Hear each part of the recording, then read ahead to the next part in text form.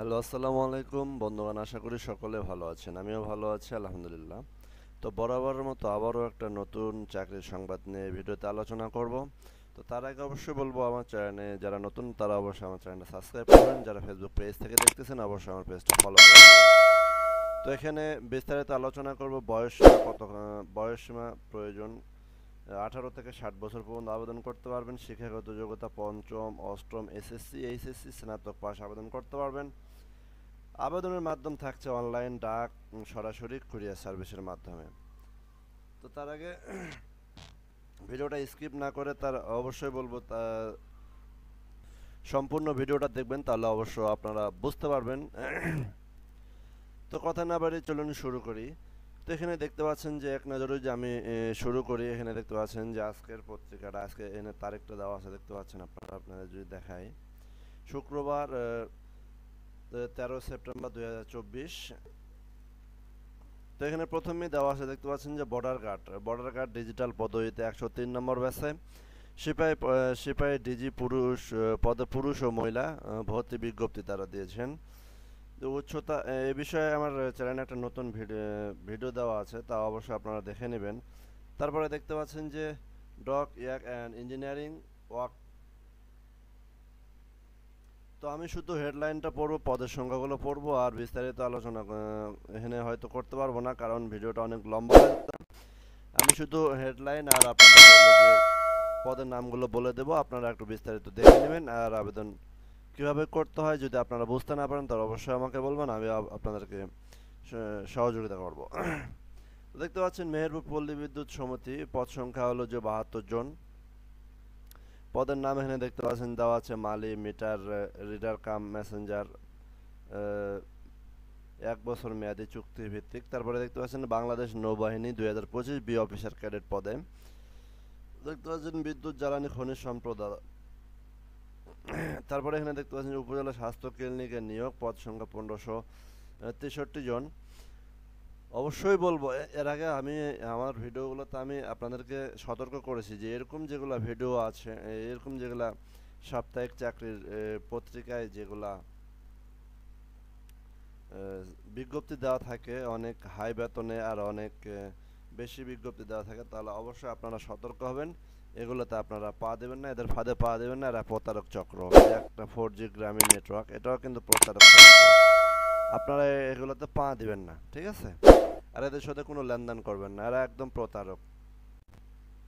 তারপরে দেখতে পাচ্ছেন নর্থ ওয়ে পাওয়ার জেনারেশন, পদ সংখ্যা হলো যে 15 জন। তারপরে দেখতে পাচ্ছেন যে সাতক্ষীরা পল্লী বিদ্যুৎ সমিতি, পদ সংখ্যা হলো যে 28 জন, মিটার রিডার কাম মেসেঞ্জার।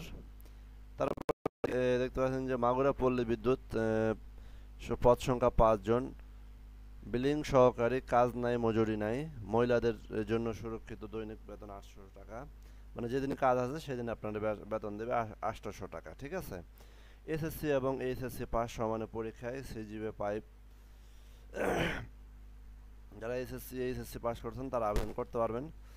তারপরে এখানে দেখতে পাচ্ছেন যে লায়ন্স স্কুল অ্যান্ড কলেজে 20 জন। পদের নাম দেখতে পাচ্ছেন প্রভাষক পদার্থবিজ্ঞান, সহকারী শিক্ষক বাংলা, গণিত, আইসিটি। তারপরে দেখতে পাচ্ছেন যে ডাচ বাংলা ব্যাংক লিমিটেডে, তার ম্যানেজমেন্ট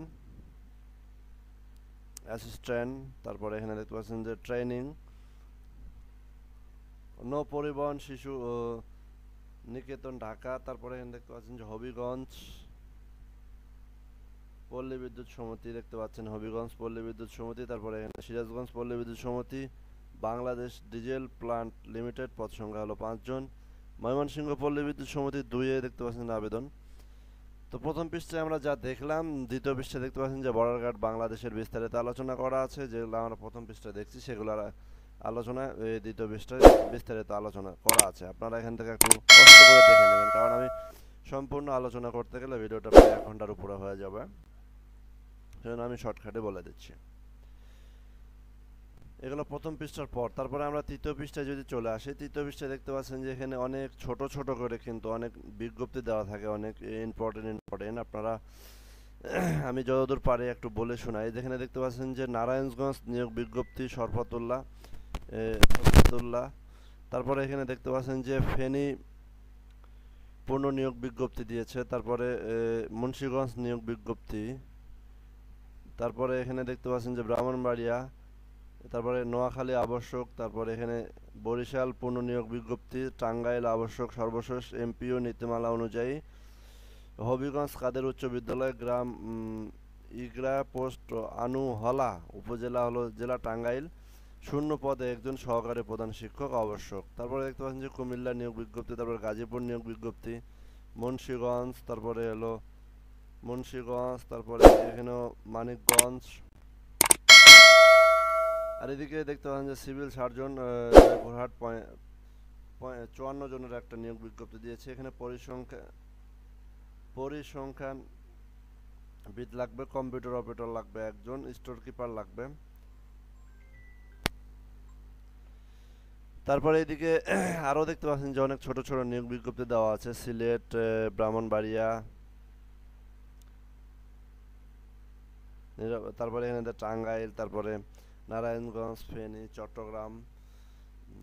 ঠিক আছে, এগুলো আপনারা একটু জুম করে যদি পারেন দেখে নেবেন। আর যদি কারো চাকরির পত্রিকাটা প্রয়োজন হয় তাহলে অবশ্যই আমাকে বলবেন, আমি পত্রিকাটা আপনাদেরকে দেওয়ার চেষ্টা করব বা আপনাদেরকে দিয়ে দিব।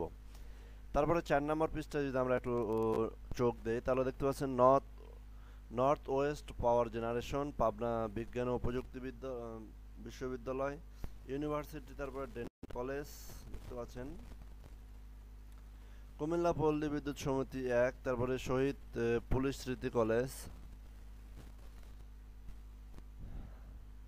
তারপরে এখানে দেখতে পাচ্ছেন বাংলাদেশ বিমান বাহিনী, বিমান সেনা এন্ট্রি 953, পুরুষ এবং সাইফার অ্যাসিস্ট্যান্ট, বাংলাদেশ শিক্ষা তথ্য পরিসংখ্যান ব্যুরো, নারী শিশু নির্যাতন দমন ট্রাইব্যুনাল ব্রাহ্মণবাড়িয়া। তারপরে দেখতে পাচ্ছেন যে বাংলাদেশ উন্নয়ন গবেষণা প্রতিষ্ঠান, তারপরে বরিশাল সার্জিক্যাল, যমুনা ফিউচার পার্কে নিয়োগ বিজ্ঞপ্তি, সিকিউরিটি গার্ড। তারপরে আকিজ গ্রুপে দেখতে পাচ্ছেন আকিজ গ্রুপে আবারও নিয়োগ বিজ্ঞপ্তি দিয়েছে, সেলস অফিসার, উচ্চ মাধ্যমিক এইচএসসি স্নাতক অধিকার দেওয়া হবে। তারপরে এদের জীবন বীমা কর্পোরেশন 10 জন, তারপরে হলো সাফেনা উইমেন্স ডেন্টাল কলেজ। এই সাইডে যদি আমরা একটু লক্ষ্য করি এক নজরে জব সংবাদ, তাহলে এখানে অনেকগুলো জব সংবাদ দেওয়া আছে দেখতে পাচ্ছেন। ব্র্যাক ব্যাংক পিএলসি, তাদের বিভাগের নাম হলো corporate and institutional banking division, Dutch Bangla bank PLC. তারপরে দেখতে পাচ্ছেন যে এসএ গ্রুপ অফ ইন্ডাস্ট্রি, তারপরে আইসিবি ইসলামিক ব্যাংক লিমিটেড, তারপরে রূপায়ণ হাউজিং এস্টেট, কর্ণফুলী গ্রুপ। তারপরে এখানে দেখতে পাচ্ছেন যে advance chemical industry, Walton hitech industry PLC. তারপরে দেখতে পাচ্ছেন যে Singer Bangladesh limited, BRAC university, Akij food and beverage, Bombay sweet and company. তারপরে দেখতে পাচ্ছেন যে ওয়ালটন ডিজি টেক ইন্ডাস্ট্রি, তারপরে Nadia furniture limited, Uttara motors limited, তারপরে শপআপ। তো এই ছিল আজকের বিস্তারিত আলোচনা। তার আগে অবশ্যই আর একটা জিনিস আপনাদেরকে দেখাই, এখানে এক সতর্ক দিয়ে রাখছেন দেখতে পাচ্ছেন যে সতর্ক বানিয়ে আপনারা টাওয়ার, স্বাস্থ্যসেবা, এনজিও ইত্যাদি যেসব বেসরকারি প্রতিষ্ঠানগুলোতে আপনারা আবেদন করবেন তার আগে অবশ্যই জেনে বুঝে আপনারা আবেদন করবেন। আর যদি কারোর সঙ্গে আর্থিক লেনদেন করতে চান তাহলে নিজ দায়িত্ব করবেন। এক্ষেত্রে পত্রিকা বা আমার চ্যানেল বা কেউ আপনাদের দায়ভার নেবে না, অবশ্যই আপনারা একটু জেনে বুঝে আবেদন করবেন।